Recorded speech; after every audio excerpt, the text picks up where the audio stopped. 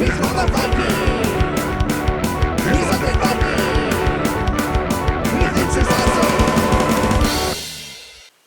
everybody, it's Lance Meister, the Undead Viking, here with another installment of the Sinus Infection Chronicles. I still don't feel 100%, but I gotta get through this video because this game's in Kickstarter right now, and I was lucky enough to be able to play it, and it's pretty awesome. So this is the game. It's Tesla versus Edison. It is about the heyday of electricity and the research and the technology that went into it, and the many historical figures, not just Tesla and Edison, that innovated the technology of electric power, and had inventions and stock market wars and all kinds of things go on, and in a race to be the one that had the most lucrative company and was able to get the contracts and supply power to the different cities. And it's always fun. I mean, I like economic games, and I like games with stock markets. I like games with bidding. Just money games always appeal to me because ultimately, you're usually, one of the things I love is I love the fact that, like, in a lot of games, the money itself that you have is your victory points in a way. And in some cases, it's very straightforward. It's like whoever's got the most money at the end of the game wins. And that isn't quite what this is, but it has a lot of that to it. And because you want to have, like, the best company, like, as far as your stock price, and then, but if you don't have the best company, it doesn't matter, because if somebody else has a better company, if you own a bunch of stock in their company, you're just as well off, because your portfolio is what matters at the game, not so much your company itself. And so that's one of these cool things that I really enjoy about the game. It has a lot of different mechanisms that go on that really work well. And one of the things I really love about it is that this is a Euro. I mean, technically, it's a strategic game that has a lot of confrontation, but it also it is historically accurate, and the theme makes sense. And thematic Euros are something that I crave and I love. A really good game that you can tell just doesn't have a theme pasted on. Somebody actually said, I want to make a game about the heyday of electric power, and they went out and they made it. And then, so that's really cool. So let me show you how to play the game. It's relatively simple, but it's got a lot of stuff going on, so it might be it's not super heavy, but it definitely is in that medium weight range. And then we'll come back here and I'll kind of expand on the stuff that I already talked about, and tell you why I really enjoyed the heck out of this one. So, all right, cool. How to play Tesla versus Edison. Alright, this is how the game of Tesla versus Edison will look once it gets published. Obviously, what you see in front of here is a prototype. This is like a paper board. It isn't like a mounted board, if you will. And just keep that in mind. What you see here, I like, for example, the tokens that we use to, like, that will be placed on these cities when you claim them, and also like for the different tracks for technology and your stock market price and your fame level and things like that. Those will be wooden tokens when the game is published, so just keep that in mind. Alright, so this game is, it's a neat, like, as I said, it's a neat little conglomeration of, we got some area control, almost like Power Grid-esque situation going up on top. We have a stock market down here, we have technology trees, things like that, so it combines a lot of different things, but the game itself isn't all that difficult to learn. It's actually pretty straightforward. To begin the game, after you get it all set up, I've set up a 5-player game. Just so you know, like, not all the map is used, depending on the number of players. You may not be able to see it, but there's like a little line here. That's like 5 players. If you don't have 5 players, then you're going to cut the map off right there with 4 players. Then here is for 3, and so on and so forth. So you can cut it down, to, like, even a 2-player game, and you just use this portion of the map right there. I'm, like, theoretically showing you a 5-player game. And so these are the 5 different inventors that you have: Edison, Elihu Thomson, Sir Hiram Maxim, Charles F. Rush, and Nikola Tesla, of course. And at the beginning of the game, you just figure out who's going to be the first player, and then you kind of draft which inventor you're going to be taking the role of in this game. Each of them has a special ability that's listed down here, and then it also has their abilities here. That's their level of invention, that's their level of manufacturing, their finances, and their propaganda level. And so those are the things that when you activate them to take certain actions, those levels will come into effect. And you'll get other people that will work for you, and then they'll have those scores as well that you'll be able to use. Just for example, here's Hiram Maxim's ability. He's worldly. Maxim pays only half the penalty, rounded up, when claiming remote projects. I'll explain what a remote project is when we actually talk about when we're getting to actions. Basically, if you're not connecting your power grid, you pay a penalty for like trying to start up somewhere else as well. But I'll get into that more. But that's like a pretty standard ability, and it actually does, like Thomas Edison, like when he's claiming patents, he ignores any patent fees when claiming projects. Normally, like when you claim a project, which is up here, you end up having to pay like if somebody else has the patent for like the level of power that you're using, you have to pay them money. But because Thomas Edison was kind of crooked as far as that is concerned, he gets to escape that. So it is kind of slightly like historical, if you will. So anyway, so each person will pick. The first person who picks will place their marker on the lowest level on the fame track. The fame track determines the turn order. So then the next person who picks goes and so forth like that until you finally get to the top. And so, and this gets affected later on in the game when you're doing propaganda and other things like that. That'll raise and lower that. You start this little marker off for the AC and DC, alternating current and direct current. That'll be altered as well. And of course you have a turn marker there. So once the game begins and you have your starting person, you will start with $14,000. And this is just going to show you some of the money. It's going to come with money in the game. Obviously when I get the game, I probably won't use the money that is included in the game. I'll use poker chips, but regardless, the money isn't bad actually. This isn't paper though. It's kind of a cardboard stock. So hopefully they'll keep that, because that isn't all that horrible actually. Paper money, of course, everybody hates paper money, but regardless. Then you have these other cards over here, and these are the propaganda cards, and these are the luminary cards. Luminaries are the people that you hire. The luminaries, both the propaganda cards and luminaries, you will discard some of them, you won't use all of them. So you have a situation there where the game will be slightly different each time that you play.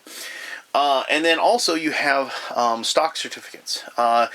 Each person gets a stock certificate that's worth 4 stock for your company. You can't ever sell it, can't ever get rid of it. It's just kind of like that's yours to keep. So if you can get your company valued a lot, you're going to have 4 stock within your company. And then there's 6 other stock. 2 of each go over here next to the luminaries, and during after the first round of auctioning, the luminaries each will have a stock associated with them that will they'll bring that with them, so you get kind of a free stock when you hire them. And then there's 4 each of the other stocks, each one over here, and as an action you're able to buy these as well. I'll explain the actions a little bit, but then you can buy and sell the stocks in the different companies. And because this game, it doesn't matter what you build over here, it doesn't matter how good your technology does or anything like that. What matters is how much money your stock certificates are worth at the end of the game. So that's all that matters to win Tesla versus Edison.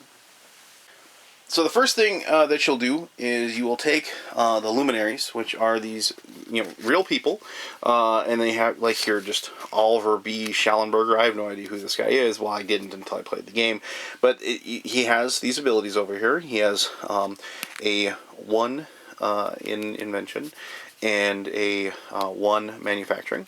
And Schallenberger was an early Westinghouse engineer credited with various inventions, including an important induction meter. Yay! Way to go, Oliver. Well, anyway, so there's these guys, right? And what you will do is you'll put these out on the board or on the table, if you will. Let everybody see them. Everybody see what they are.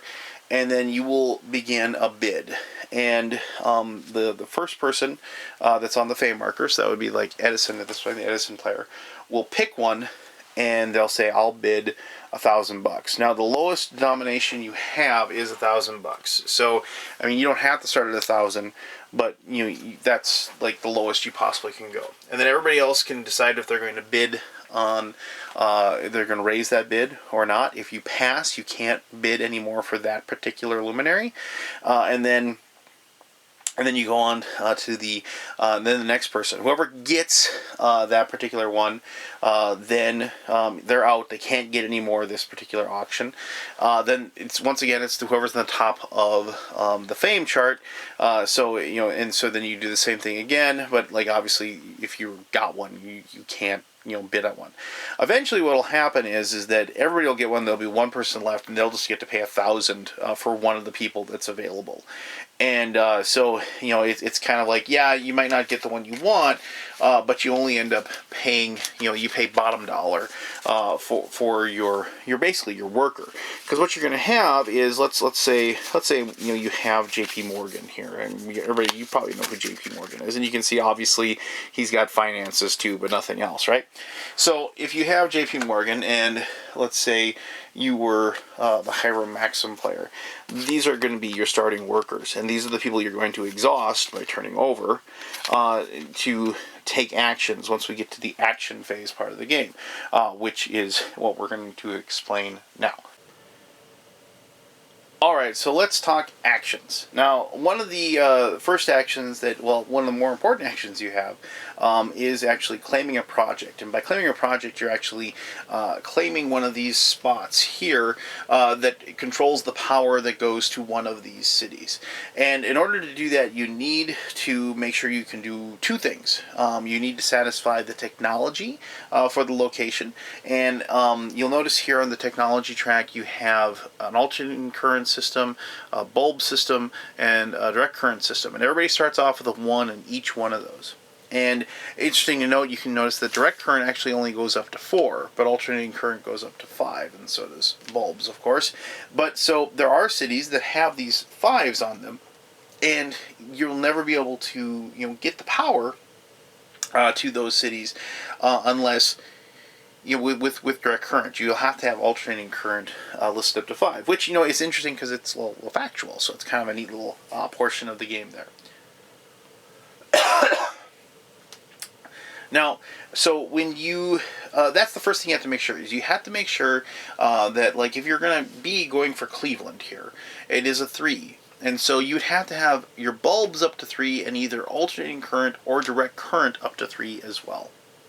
But there are these towns that have a 1, and so you can start off and you can take an action that allows you to like say Albany here.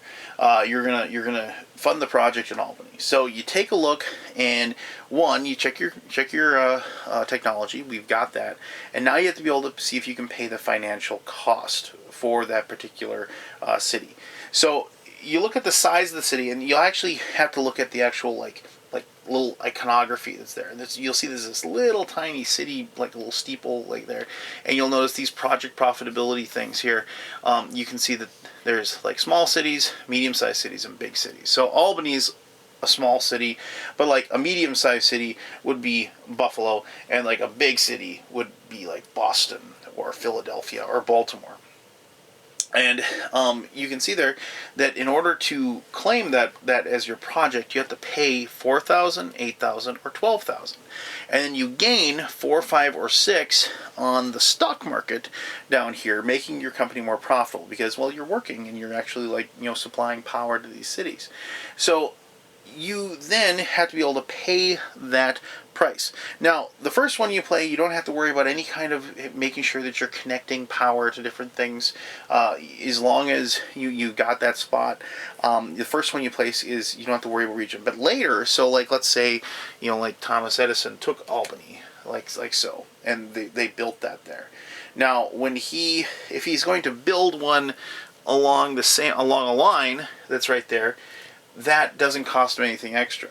But if you decide to build further away, like let's say you went to Lynn or whatever, that's going to cost you extra because of the region, like your regional size everywhere. Now, if you remember Maxim had that power, you pay half the penalty run when claiming remote projects. So, he's got that power, that ability, so he can kind of be placing his projects all over the place. So, what it is, you claim a project that's not adjacent, you must add 1,000 per the phase to your project for cost for each city. And for each city, in between the city you want to claim and the nearest city when you already have a project. So 1,000 per phase. Well, right now we're in phase 1 over here, so that's only 1,000, but later on it would cost more. But so in this case, if you're going to Lynn, it would be 1, 2. So there's 2 cities. So 1,000 per phase, and then, as you said, for each city that's in, so you're going to be paying $2,000 for that. But if you just built there, it wouldn't cost you anything. But anyway, that doesn't matter right now because we're just placing our first one right there in Albany. So you put that down, but one of the things is it's going to cost you $4,000, depending. However, if you use somebody that has a financial skill ability, and like you flip them over to show that you're using that luminary for that action, then you get to reduce a discount. You take $1,000 discount per phase the game is from the total that you owe for each point that they have. So for him, for JP Morgan, it's phase 1. He's got 2. You're going to reduce that cost by $2,000. For that, just for that ability to claim that project.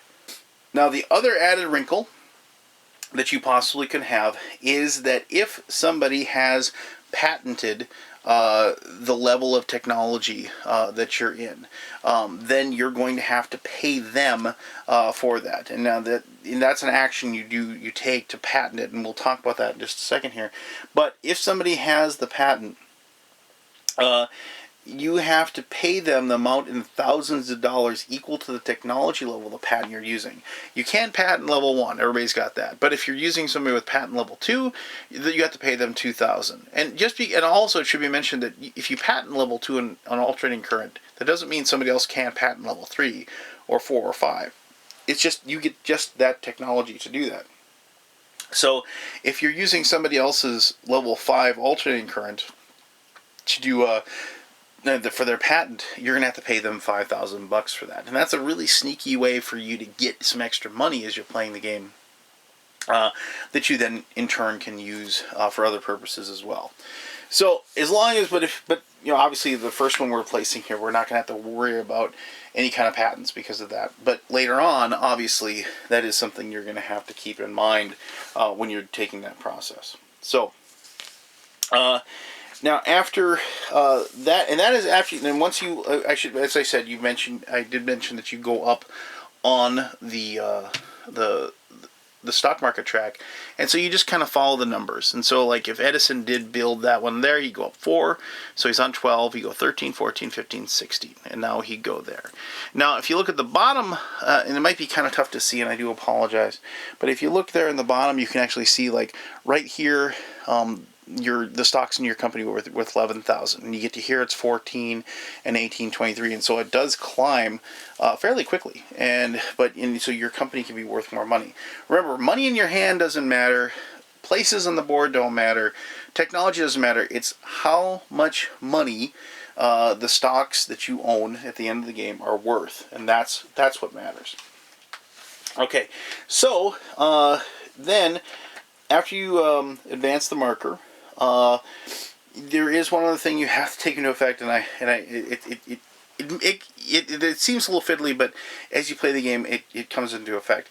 Depending on the type of energy you use and the fame level of the, like whether direct current or alternating current is up or down, you're going to gain or lose like an amount of like places on this particular board.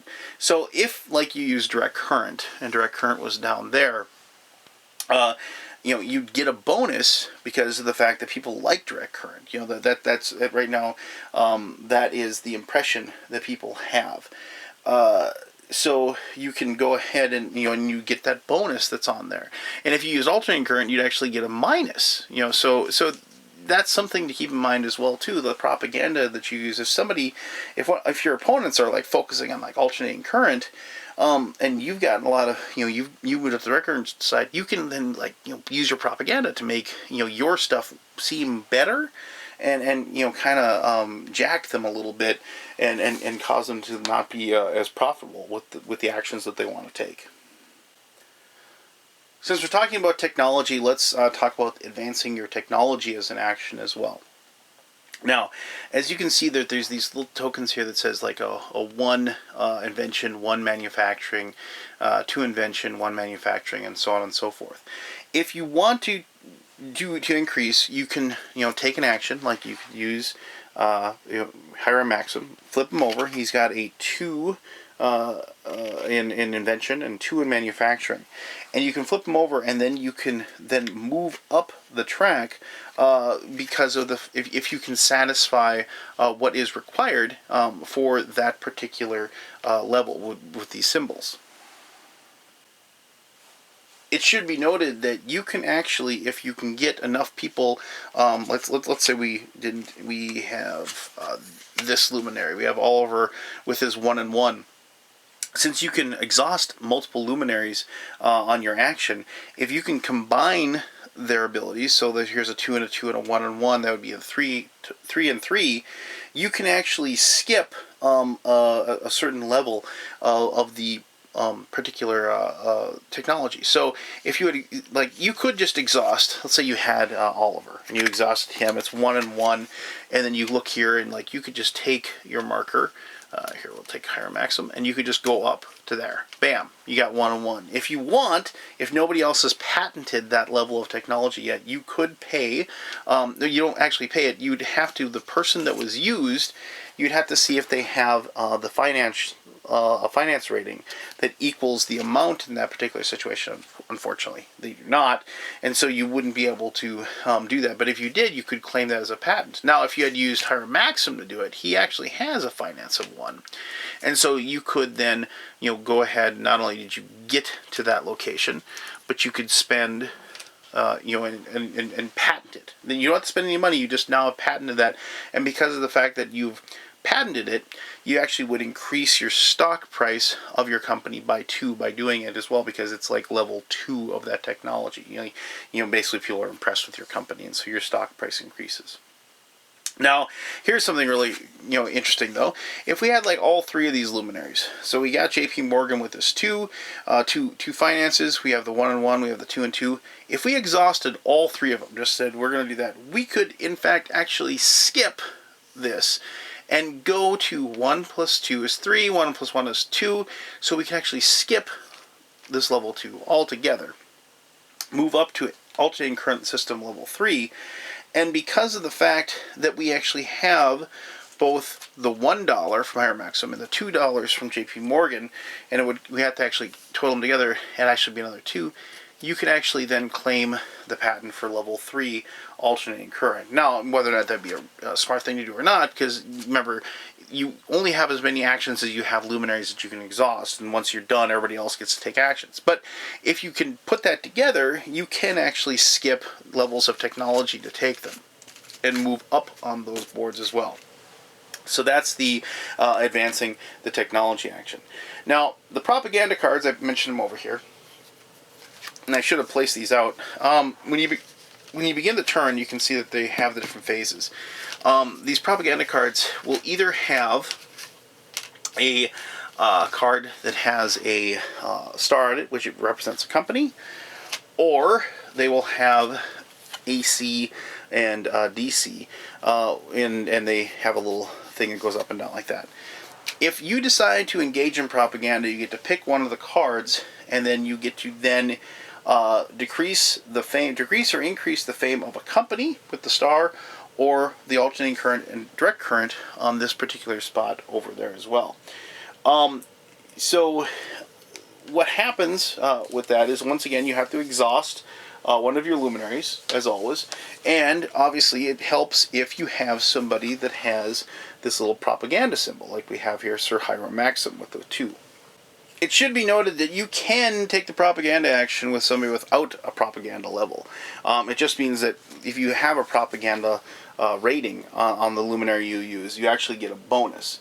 So you take the action normally, like, so if you want to increase, like, you know, if Hiram Maxim, he's kind of stuck here in level 5 or whatever with his fame, so he, you know, wanted to increase, you know, like, we'll take Franklin Leonard Pope, and it says here, inventor of the stock ticker and brief partner of Edison, Pope was president of the American Institute of Electrical Engineers. So he's going to take that person and he's going to increase his own company level by 2. Now, you don't do the present, you do the future, because you're going to, what happens is that this bar takes the place of that bar after the turn's done. So you're going to move it up 2, so 1, 2, you can't save the same spots. What happens is you push the other ones down, and so he's going to go up, and so he's going to, theoretically, as long as it stays like this, he would go second next turn.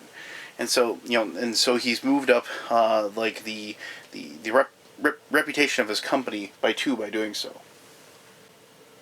The bonus for using a person that has the propaganda is that you can then also then either move either track, even the one you just used, you could move that one as well. So if you really wanted to go first, what he could do then is he could go ahead and increase it again by 2, like so, and so he can make sure that he goes first next turn because of the extra power that they have.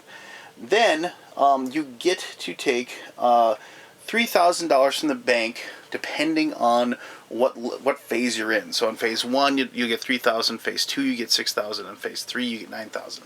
You only get that bonus if you use somebody that has the propaganda on their card as a luminary when you use the propaganda. So you don't get that just by taking one of these cards. But it is a very nice bonus, and having some extra cash obviously would never hurt. Another action you can take is you can participate in the stock market, and this is the wheeling and dealing portion of the game. You once again exhaust a luminary for doing so. So I mean, like if you had JP Morgan, you just turn them upside down like that, and then you go over to the stock market, and then you can either buy or sell. Either you can sell a stock that you have, or you can buy stock in you can even buy stock in your own company, buy stock in somebody else's company, or and process that. Now, you can't buy or sell the same thing, but you can buy or sell as much as you want of that thing. And I'll explain how this works. So basically, when you buy a stock, it increases in value. So let's say Thomas Edison is here on the 25, and they're worth $28,000 right now. So if you had enough money and you wanted to buy the stock, you could buy one at $28,000, it would go up 1 spot. Buy another at $28,000, it would go up 1 spot, and you can buy a third one at $28,000, it would go up another spot. And so, if you had that cash, and then obviously then it goes up to the 34,000 spot on the particular stock market track, because for each stock you buy, you basically, like, the way it works is it becomes more lucrative because of the fact that you want it, and so that's how the stock market works. If you sell a share of stock that you own, it does not follow the track. It doesn't go from 31 to 30 to 29 to 28. It goes 1 spot to the left, and so it automatically decreases in value. Now, this is something that can be, and you get the money, obviously, for selling it. This is one of those really wonderful evil things that you can do to somebody, especially if you're like the last person to go. Because one of the last things you do on a turn is that you collect your income, depending on how much your company is worth.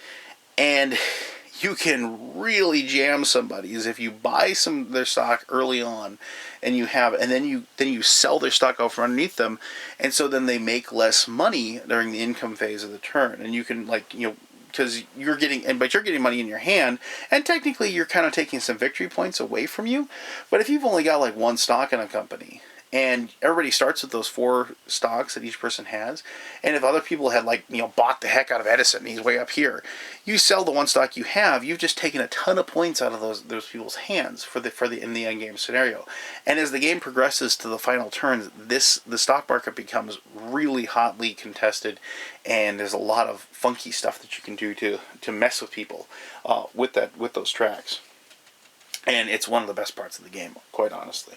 So the only thing is that if you use somebody that has the finance ability on them, you get a discount of 1,000 per phase when buying a share of stock, or receive a bonus of 1,000 per phase when selling a share of stock. So if it's phase 3, you reduce the price by 3,000, or you get a bonus of 3,000 for each point that you have. So JP Morgan's got 2, so for each one, it's like in phase 2, for example, he would either get you an extra 4,000 when you sold, or it would cost you 4,000 less every time that you bought.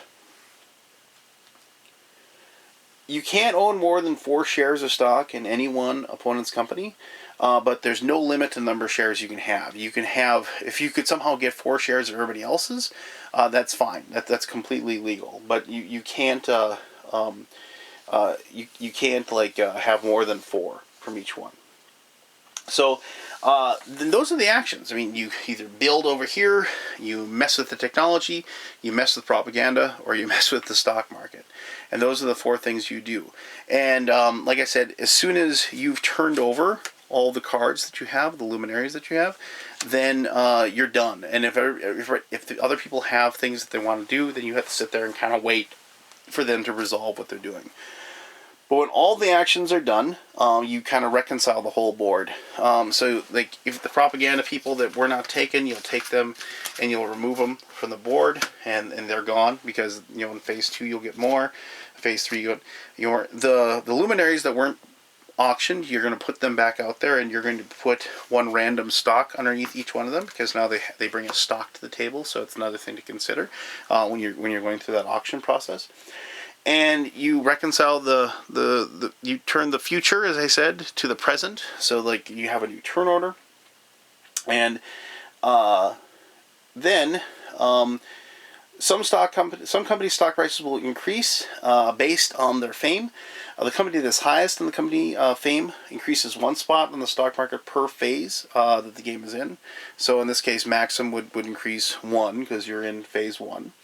Then the company that has the highest level patent in the preferred technology, so if AC is over here, if you have the highest level patent in AC, you increase 1 spot in the stock market per the phase. And if the AC DC is right in the middle, both the person with the direct current and the alternating current will get that bonus to their stock market track. And then each company will take cash from the bank it's according to the amount of profit underneath their own company's stock market price, not per share, just one-time thing. So if Edison was here, and we move there, and Brush was here, Tesla was here, and Maxim was here. So these 2 would get 34,000. Brush would get 28, 40,000 for Edison, 47,000 for Tesla, and you just get that as so you have money to roll with on the next turn. So if the turn that was just completed was the second of the current phase, then you return up the phase change step. Then that's when you start using the different phase cards, and so then you'll have to switch those up. If it's the end of phase 3, obviously then the game is over, and whoever has player with the greatest stock value will win. So each share of stock is worth the number of points that's indicated. And but don't forget that you have 4 shares in your own company. So I mean, you can sometimes forget that. And if either happens to be a tie somehow, then whoever has the most cash on hand will be the winner of the game. So Tesla versus Edison has a ton of stuff going on. and it really brings out both. Well, I guess I call it the best, but some people might think it's the worst in people, because it is very cutthroat. But let me talk more about that in my conclusion, which I'll do right now. All right. Well, thank you very much for sitting through that and learning how to play the game. I hope I didn't lead you too far astray.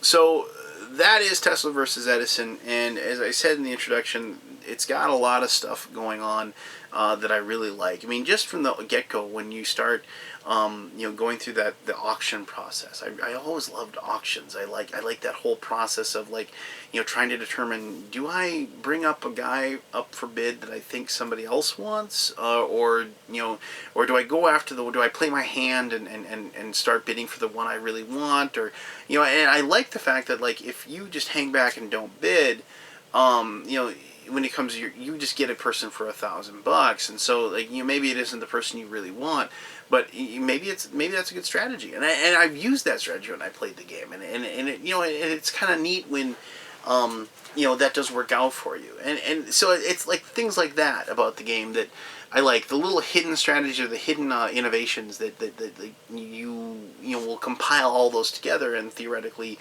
put together a winning strategy that'll allow you to win the game. I mentioned the fact that this is a thematic Euro, and there's not enough of them out there, honestly, and I really, I know the whole Tesla thing is got a lot of ground, and a lot of people are talking about him, and he's kind of like this nerd guru kind of thing, and I get it, I understand, and I mean, obviously the webcomic The Oatmeal really helped out a lot with building up that brand, if you will. I don't really have a dog in the fight. I don't really care. I did like the representation of Tesla in, oh gosh, what was that movie with the magicians? I did like that. I can't think of the name of the movie right now, but I'm sure somebody will post that and I'll say, oh yeah.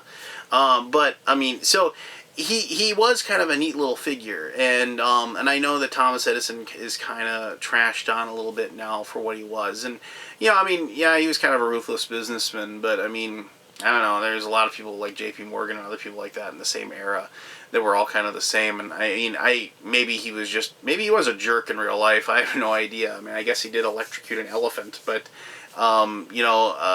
it's one of those things where it's like, I do think he's getting a little bit of a bad rap at this point.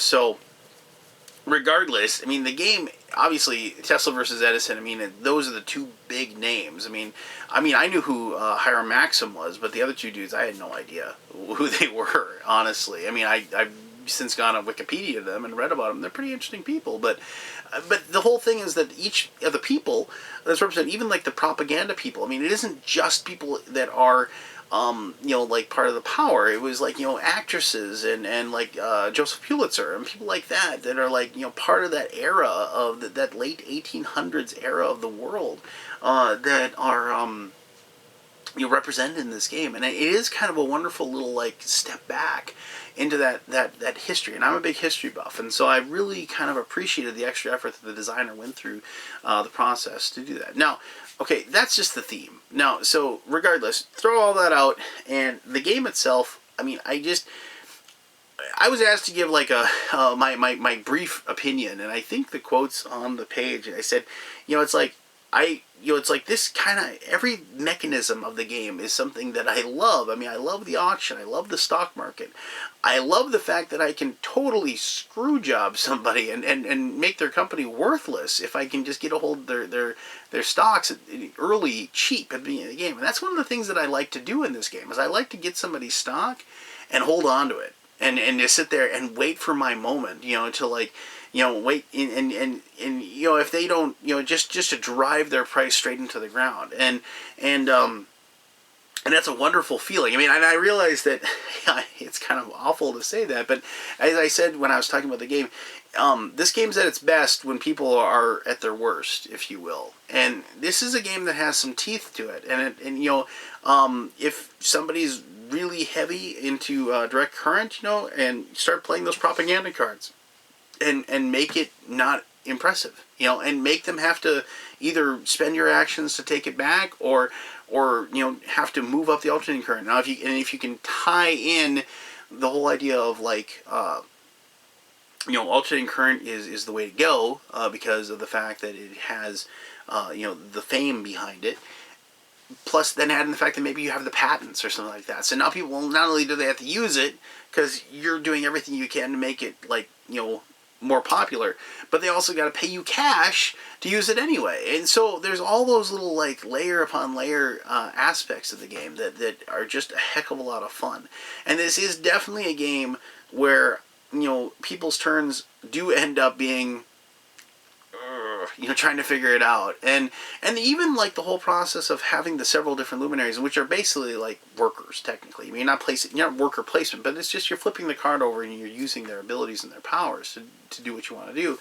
But those particular actions or those particular powers, you know, it's one of those things where it's like, do I take, like, once you get like 4 or 5, I mean, you know, I shouldn't say 4 or 5 because you don't get that many. I apologize. But, I mean, once you know, get multiple ones, do you take, like, when you have, like, 3 or 4, do you take, you know, one action? Or do you, like, you know, take a big action? You know, and do I want to have that one person left over when everybody else is gone, that, okay, and now because you can't do anything to stop me, now I'm going to, like, I'm going to screw with the turn order track. And I'm gonna go ahead of you next turn. So then I'm gonna have the options. Or am I gonna make, you know, like, you know, a certain type of technology worthless? Or am I gonna drive your stock price down? You know, those kind of things where it's like, and so especially if like you're sitting there, you're watching them, and it's like, I don't know what your last turn's gonna be, and so you have that kind of weird paranoia, if you will, about how somebody is going to mess with you. And ultimately, people are just going to mess with each other because you can't really win this game without, you know, burying the people behind you. And you can technically win the game, and it was just a really cool aspect. You cannot have the most profitable company, and you're just collecting money.